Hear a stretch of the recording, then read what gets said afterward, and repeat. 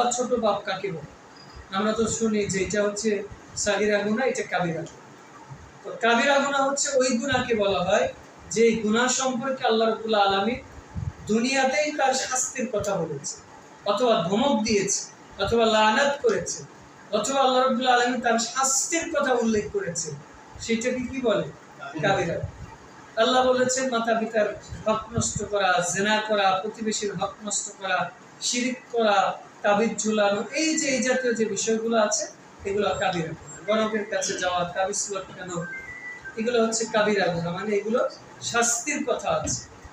আর সগীরা গুনাহ কি? ছোট ছোট পাপ। কেউ রাস্তা দিয়ে আসার সময় একজন মেয়ের দিকে বাজেভাবে তাকালো, সগীরা গুনাহ। এটার জন্য তাওবা ইস্তিগফার করতে হয়, অথবা কোনো নেক আমল করলে আল্লাহ সেটা ক্ষমা করে দেয়। ছোট ছোট গুনাহ। তাহলে কাবিরা গুনাহ সম্পর্কে তিনি বলছে আনিল কাবাইর, কাবিরা গুনাহ। তো কাবিরা গুনাহ সিরিয়াল বর্ণনা করতে যে এখানে 4টা গুনাহের ওয়ায়াতে আছে 5টি। তিনি বলছেন 1 নাম্বার আনিল কাবাইর ইশরাকু বিল্লাহ। 1 নাম্বার হচ্ছে আল্লাহর সাথে কি করা? শিরক স্থাপন। 2 নাম্বার হচ্ছে উকুকুল ওয়ালিদাইন, মাতা-পিতার অবাধ্যচারণ করা। যাদের মাতা-পিতা জীবিত আছে অবশ্যই মাতা-পিতা শরীয়ত বিরোধী কাজ এবং কর্মের যতক্ষণ আদেশ না করবে ততক্ষণ আমি আপনি মানতে বাধ্য। মাতা-পিতা যদি অমুসলিম হয়, মুশরিকও যদি হয়, এরপরেও তাদের কথা আমরা মানতে বাধ্য যতক্ষণ শিরক করতে বাধ্য না করি।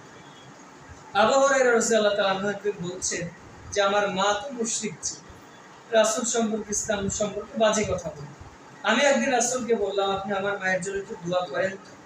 তো দোয়া করেছেন। আবু হুরায়রা চিন্তা করছেন যে রাসূলের দোয়া কবুল হয় আগে নাকি আমি আগে দৌড়িয়ে বাড়ি যেতে পারি। দৌড়াতে বাড়িতে এসেছে। আসার পরে বাড়িতে নক করেছে। কি করেছে? ভালোভাবে খেয়াল করবে।